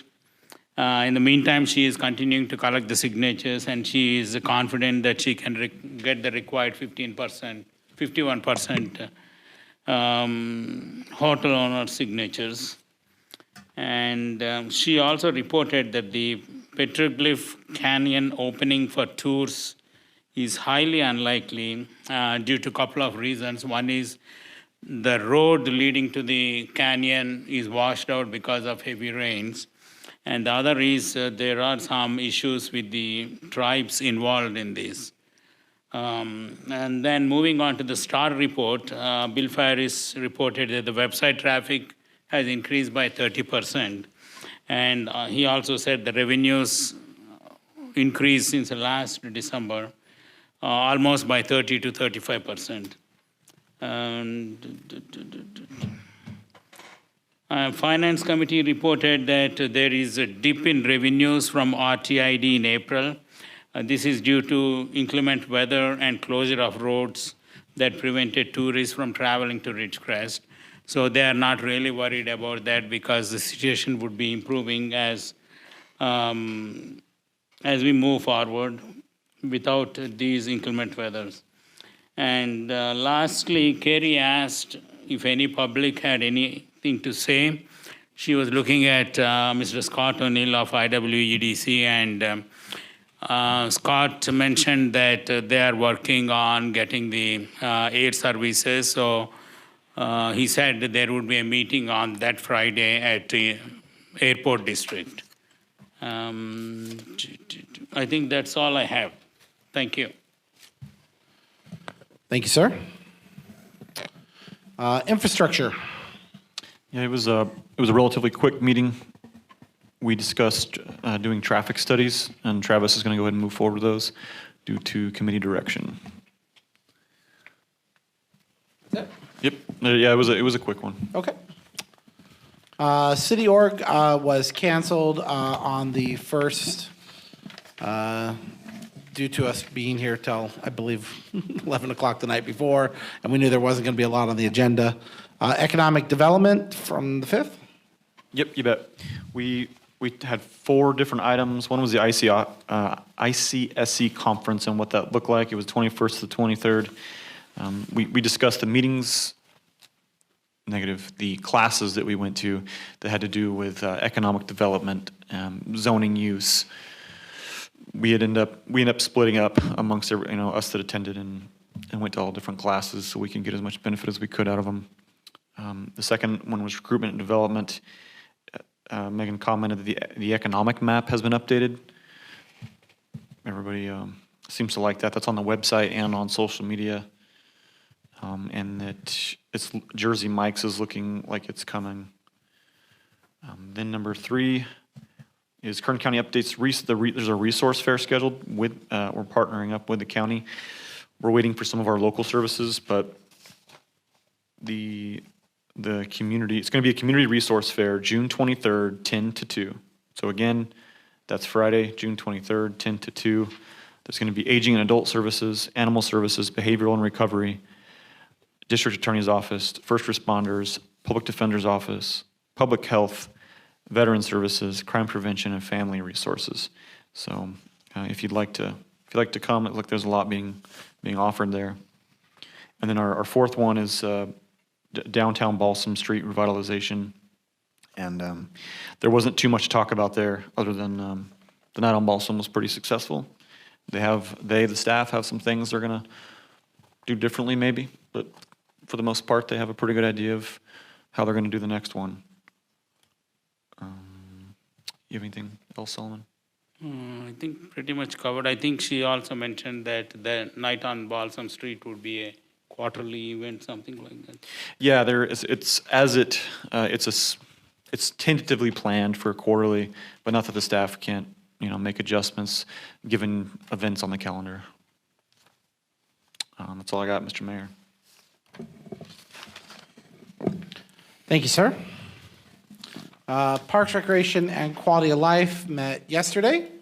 I like how Skip's going, you go. Again, I think the bulk of our time was spent looking at and continuing to discuss the updated projects and where things are moving forward.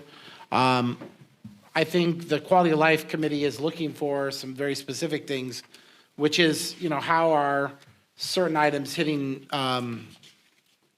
progress points. And the big reason for that is we have a lot of projects going. Letting one get stalled out at some point simply hurts the timeline of others to get done, and I think that's what our focus was on, was looking at the combination of the pool project and the parks project. And parks would be everything that's encapsulated within inside Leroy Jackson Sports Complex. So that's the CDBG for the shade structure for the skate park, which we discussed at length, and gave some direction in terms of trying to get some answers on that, as well as the Clean California grant work, the ARPA project work, and how all of those are kind of moving forward in a time frame. The goal here, again, is to get as many of these projects rolling out simultaneously so that the impact to citizenship is at a minimum, so that we're doing as many of the projects as we can with the same contractors here on site, knocking project 1, 2, 3, 4, in a similar way. If we got to be pouring concrete for a walking path, and if we got to pour a pad for a shade structure at the same time, let's make sure that we're pouring it simultaneously, or we're doing our best to get as close to that as possible. So we spent a lot of time focusing on those 2 projects. Director Wagner gave us a time frame for where Leroy Jackson is looking like. Leroy Jackson looks like it will probably be a first quarter 24 construction project, probably running very similarly in line with, hopefully, timelines for kicking off on the pools. I think we'll start seeing a lot of the either ribbon cutting or groundbreaking or all those types of things that are going to go along with the projects getting underway in the late fall of this year. We also took length to talk about the things that they're continuing to work on in terms of their summer programs and their summer camps, their tree lighting, the movies in the park, all the other activities. They have staffing back, which is great, and they're definitely moving forward. So our big focus was, again, on the general projects, where they're at in time frame, and then addressing a couple other small general what's happening with. One of those being like public sentiment about, why wasn't the upper softball field done at the same time with shade structures? FYI, people, that we have a grant. We have a certain amount of money that we get for each grant. That amount of money can be exercised for getting things done to a certain point, but they may not do everything. And then we have another grant that we put the next one in. So the upper softball field is already on schedule. We had some discussions about the fencing and moving that forward. And I think probably the only thing that the committee kind of really gave staff direction or kind of a stern direction towards was the shade structures at Kerr-McGee. If we can find a way to get those completed before the beginning of the next baseball season, I think we need to put our efforts into making sure that that happens. I think it's good for our citizens. I think it's good for our youth. But more importantly is when you go out to anything and you do it at the 3/4 of the way through the process, the appreciation of what's been done, it gets lost. If it's there at the beginning of a season, the appreciation of it is gained. And I think that the amount of work that our Parks Department's putting in, if we can make sure that one kind of stays on schedule for first quarter of 24. I think that was everything that was covered, unless you have anything to add, Mr. Gorman? It was. I never take good notes on those things. I can't write fast enough, and I don't hear enough. But yes.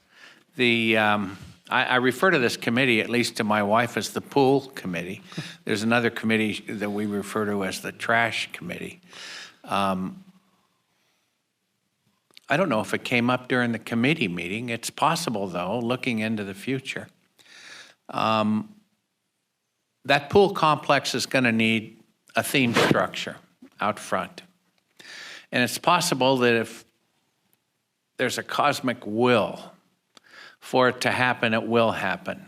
Perhaps a talented local artist will envision something large and metal that may be born and end up out there to bless the area properly. It needs ideas.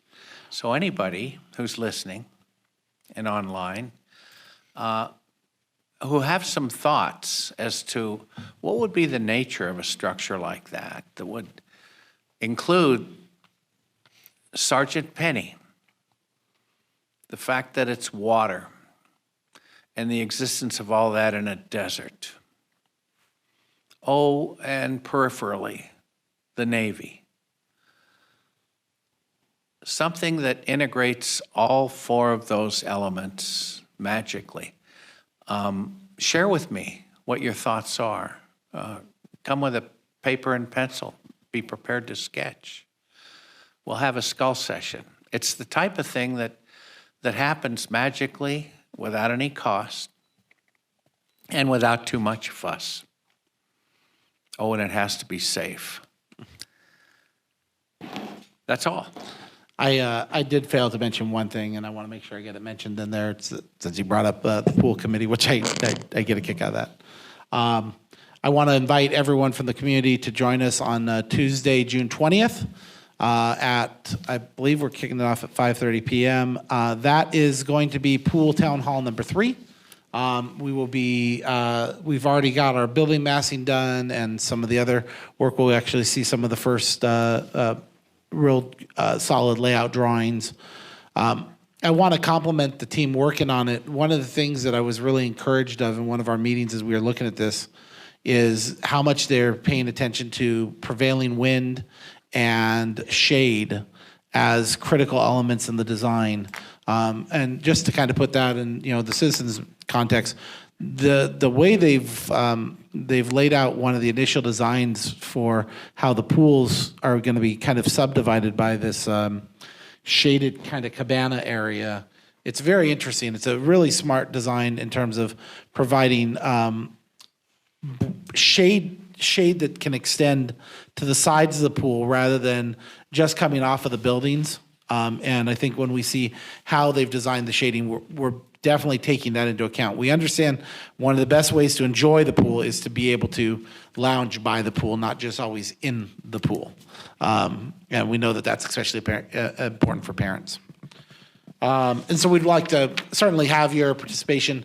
Come on down. There'll be obviously announcements and more communication, but we'd love to see you here on June 20th, 5:30 p.m. for Pool 3. Okay. Next item on our agenda, after I clear my papers,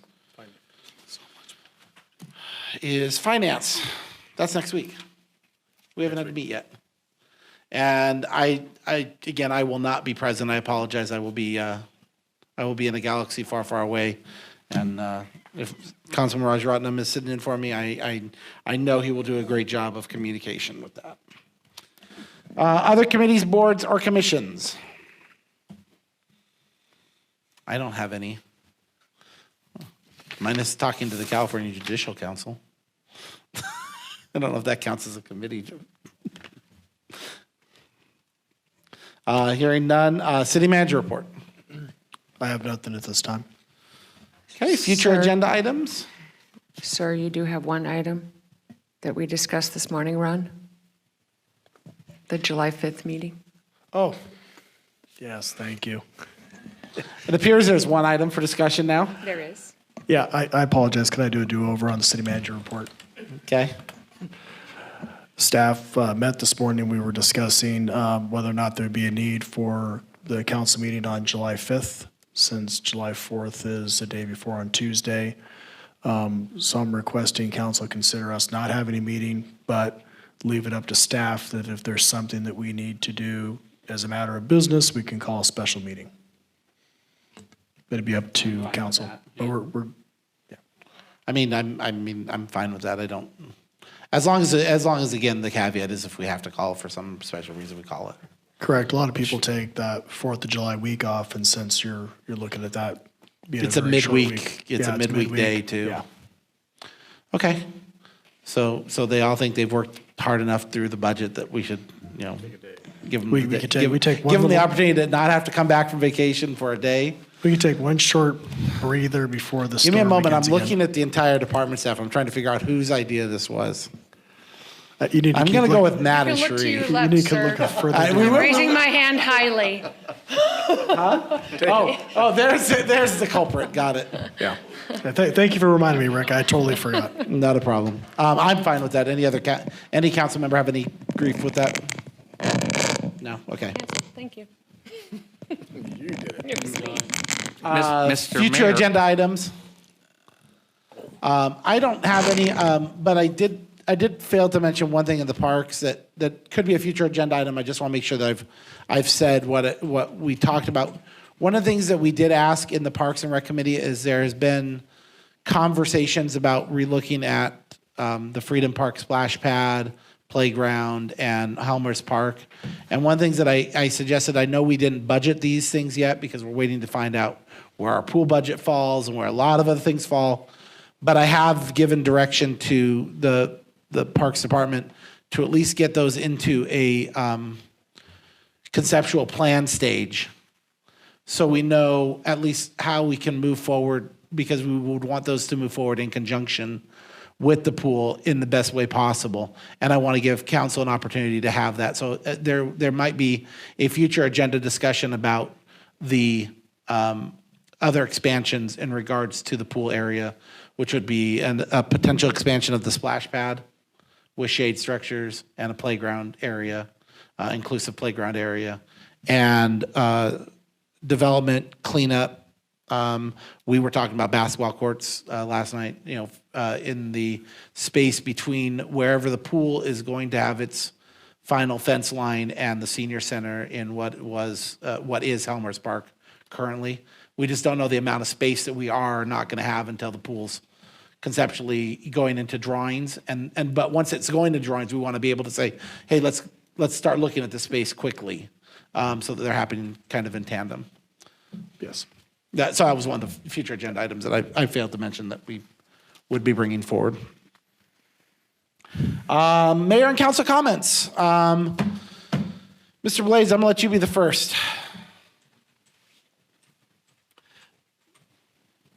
I don't have any comments. Comment? I want to go back to the courthouse issue. I want to commend the staff, especially City Manager Ron Strand, for the effective letter which you have written on June 1st, pointing out the inconsistencies in what Judge Humphrey has said. So really appreciate the documentation of all the emails you have in that. So I think we have a really strong case. There are so many inconsistencies. I mean, I can't believe, So for me, a judge is a person who is fair-minded. I might get into trouble here by saying all these things, but... Get in trouble. So if he is saying something and going back and saying, no, I did not mean that way. For example, the judge said they're doing feasibility study, and in a second email, the judge contradicted that, saying, I misspoke. So that seems to be very unfair. I mean, they're trying to do something behind the scene. And I read your entire correspondence word by word. So I want to point out one thing in the letter written by Judge Humphrey to the Superior Court on page 2, where she said, considerations for a new East County house. And the second point she said is service area.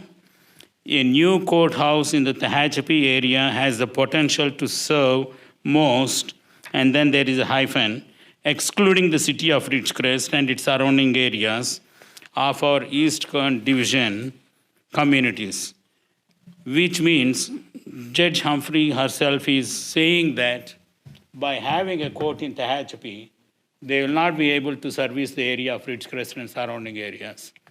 I don't know what it means, why they have put it in there.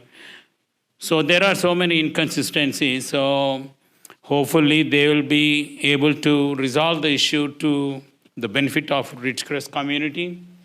And once again, thank you, Mr. Strand, for your hard work on this, and also thank you, Mayor Byrne, for getting all the letters. I appreciate that. Thank you, sir. Doc? I just want to give my respects for those that supported and fought and died on at Omaha Beach on D-Day on June 6th, 1944, which was yesterday. That's it. Not much beyond, Mr. Mayor. It seemed to me recently some old, dirty, dusty redevelopment agency money resurfaced somewhere along the line. Were you going to talk about that? Well, again, we have an old lawsuit that we've been working with the state to settle out for some time now. It looks like those funds are going to be able to be used in the future. We just haven't made any decisions on where, once those funds come in, how they could be used. We're hoping, obviously, that it can either be used to lower the debt obligation on the pool, or potentially be able to resolve another strategic project that may or may not have been able to be completed. That's the redevelopment loan. I believe it was about $3 million. Is that correct? Yeah. But we don't have a plan yet. The plan is to figure out first plan is to figure out what the pool is going to cost, and figure out what the best debt servicing strategy is going to be as it relates to the pool. Keeping the cost down to our taxpayers is always at the first goal.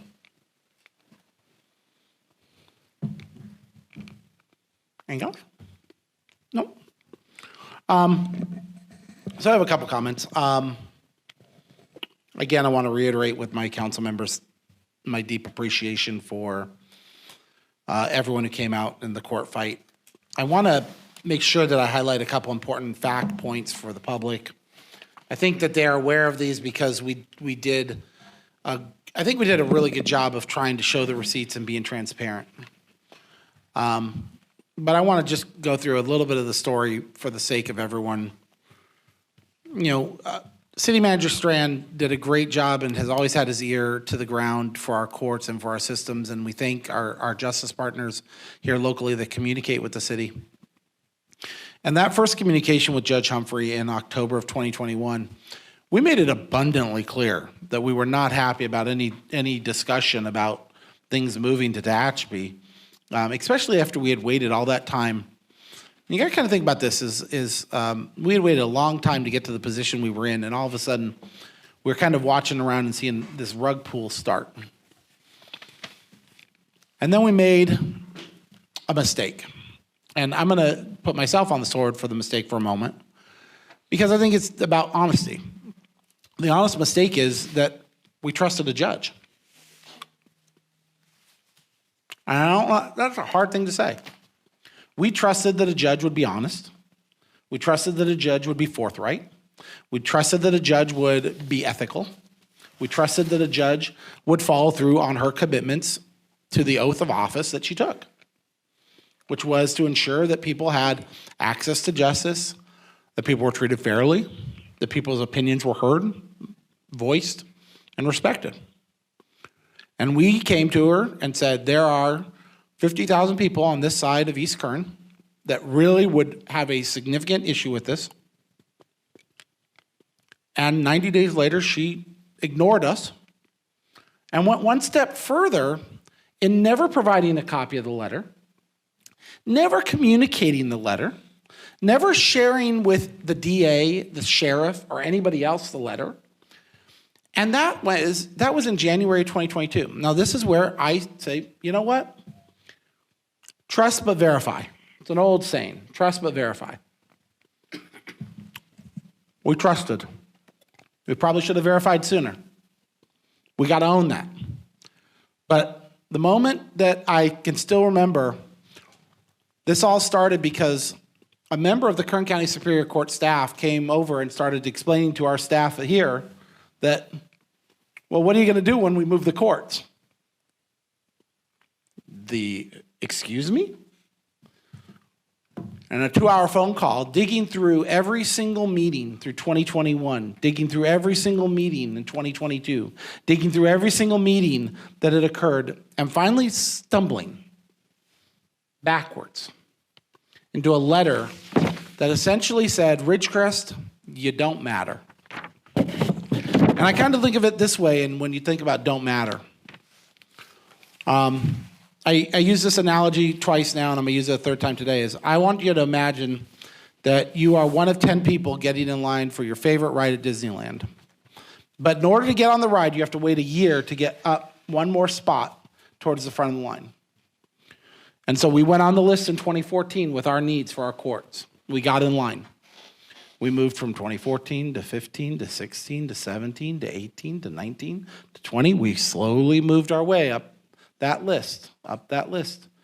And it just so happens that when we got to the top of the list, this is essentially what this judge did. The judge walked over, kicked us out of line, okay?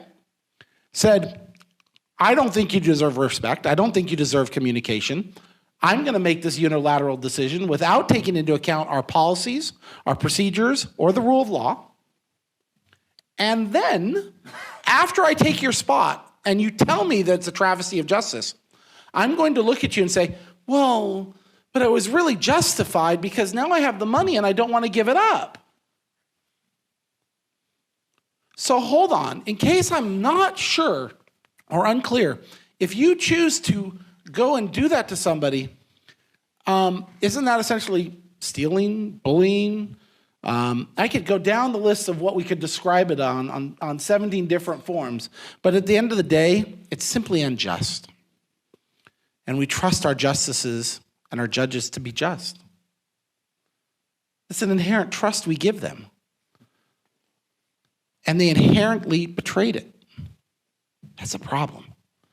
And so I said at the budget hearing, and thank you, Mr. Wicknick, for giving me the idea of sharing it. We're not going to lay down and stop on this thing. We're not going to lay down and stop fighting. The judge was wrong. They did not follow their policies. They did not follow their procedures. They did not follow their ethics code. And for that reason and that reason alone, we're going to continue to fight to see Ridgecrest restored to that position we had earned and were expected to receive. Do we want to see Mojave not be developed? No, we do not. Judge Bradshaw, I hope you hear the quote. Once again, we agree that Ridgecrest and Mojave courtrooms both needed improvements and repairs, and we are fine with you going ahead with Mojave. But put us back where we are in line and do what's right and just. And that doesn't just extend to Judge Bradshaw. He's got 2 more days to make his decisions. But after he makes his decisions, then we're going to say the same thing to California Judicial Council, is do what's right and just. You are judges. You take an oath of office to serve the law and to be just. And that inherent justice is an earned respect that now has been violated with this community. And it's their obligation to restore it, and it's our obligation to continue to apply pressure on them to make it public and to make the fact that they did an unjust action corrected. So, thank you to everyone who came out and fought. I was not looking forward to a fight week. It got very, very busy, very, very fast, and we assembled that coalition, and this just reminds me of the one thing I've always said. Ridgecrest is always at its best when Ridgecrest starts to take care of Ridgecrest. And thank you, everyone who came out and said, nope, we're not rolling over. Enough is enough. We want our jail back. We want our courts rebuilt. We want what this community has earned as the gem of East Kern, and we will get it. And with that, we're going to break into closed session. And I wish everyone here a good evening. If you'd like to stay, we will come out of closed session with direction from council. But other than that, I wish everyone a good evening. And for the record, the closed session will be on one item, potential litigation. Correct.